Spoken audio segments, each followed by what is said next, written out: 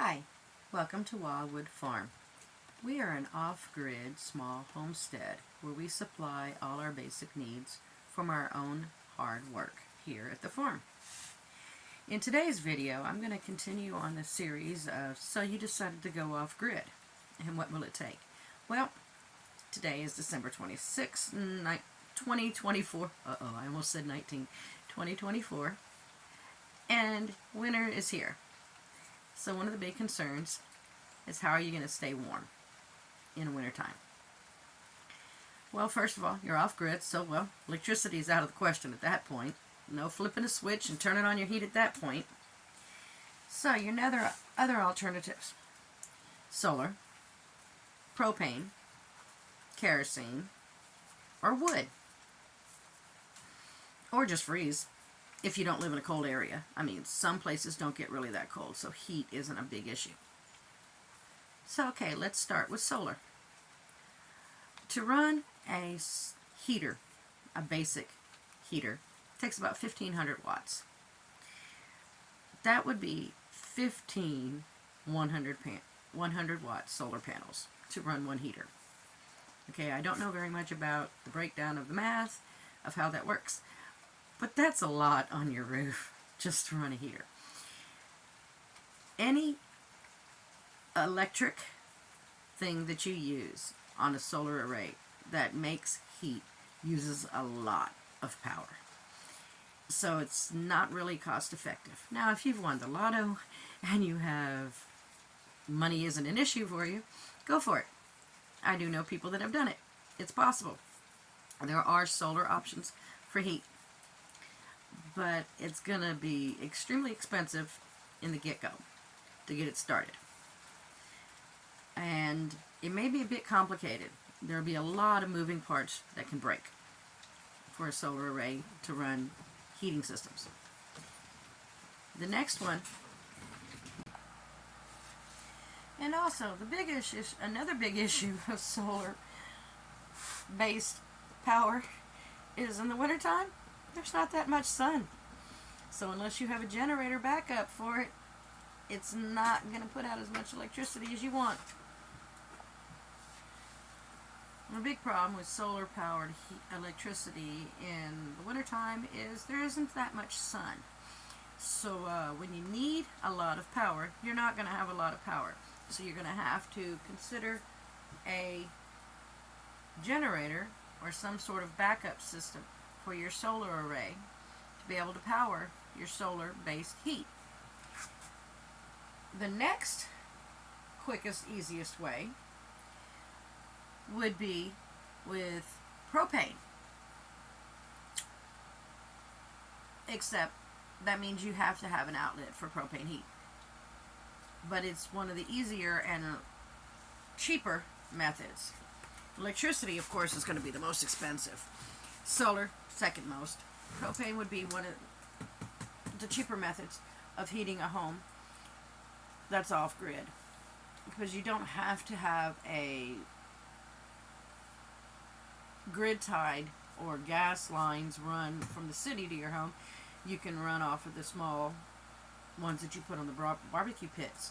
That's how we have my heat hooked up here in my office. If you look over here in this corner down here, let's see, there's my propane, and then I have, let's see, the propane tank's right there, and that's my propane heater that I use to heat up my office. Now, we heat our entire house with wood. On that in a minute. But the propane you fill tanks up, costs us about $20 to swap it, to fill a tank up. And one of those tanks will run a while. We also run our refrigerator and our water heaters for our shower and our sink off of propane. So we're using it already. But that still says that you have to have a outlet for propane. And if you don't have an outlet, or if there is a freeze, there's going to be a run on propane, and there's not going to be places, or they're going to run out of propane at the places that you need to go get it. So you're out of propane again. Wood heat in my opinion, is the best. You do need to do your research in advance to find out where you can find suitable sources of wood for your stove or your heater, however you want to place it, call it. You also need to make for sure that there are no code restrictions or anything like that in your area. Now, most of us that go off grid live in areas that are extremely limited on codes or restrictions or requirements, so finding that out is going to be easy. In my area, they don't care, so I didn't have to worry about it. But you do need to check, if you're in a more populous area, of what the restrictions are, or what kind of, some places may say you can only get a brand new stove, you can't get an old stove. I have two antiques. I have an antique Wonderwood in the living room, and I have a cook stove in my kitchen that I don't even know what the name of it is. It does have a name on it, but I can't remember. But it, I can guarantee you, is at least as old as me, if not older. So I can guarantee you they are not EPA compliant, and they're not as efficient as the newer wood heaters and wood stoves are nowadays. And you also need to learn what type of woods that you have available to be heating and which wood works the best. There's a myth saying that you can't burn pine. Well, that's not true. You can burn pine. It just does not burn as well as your hardwoods like maple or oak. The hardwoods will keep a fire longer. Your pine makes a nice hot fire. Makes a fantastic fire for cooking on. But your oaks and your maples and things like that will burn longer and hotter. So your best bet's to have a mixture. But if pine's all you got, then pine's all you got. You can also burn scrap wood. Go to construction sites, pick up the stuff that they've left behind, or you can get pallets and cut them down. But you need to do a little bit of research and learning about it at first. But wood heat is cheaper, because unless you have to buy your wood from somebody, and there's always somebody around somewhere that's cutting firewood, and you can buy it that way, save yourself the labor, spend money in exchange for saving you the labor. Or you can put in your sweat equity and go cut your own firewood. You can pick it up at logging sites, you can source it from construction sites like I said earlier, or behind your local Walmart or any other place that has pallets and they need to get rid of them. Or you can put out ads after a storm and ask people if they have trees down, and you can go cut it up yourself. That could make your firewood almost, understand I said almost, free. It's going to still cost you in time, your sweat equity, and the gas for your vehicle to go get it, and the gas for your chainsaw, cost of your chainsaw, and the maintenance on your chainsaw. You're going to need bar and chain oil, you're going to need a chain sharpener, you're going to need protection equipment, chaps and gloves, and probably goggles if you want to get them. Some people don't use them, but that's up to you. I would suggest that you would use them while you're new at it. After a while, once you've figured it out, then and you've learned how to do firewood safely, protection gear is nice, but not absolutely necessary. Wood is also renewable. Trees grow back. You cut a tree down, another tree is going to grow in its place. Okay, so there's always going to be firewood or wood. And there's just something about the heat and the sight of a wood stove and wood heat that is so much more satisfying than forced air heat or even my propane heater. I mean, it's got a flickering flame, yes, but it's not the same. Kinda, but not. It's the closest. It has the least effects on the world, because what the CO2 it sucked, the carbon dioxide that the tree sucked in while it was living, is all that it pumps back out. So it's carbon neutral. That's the word I was looking for. And you can cook on your wood stove at a pinch, but you can't really cook on a propane heater or solar heaters. Can't really cook on them. Also, wood heat is yours to control.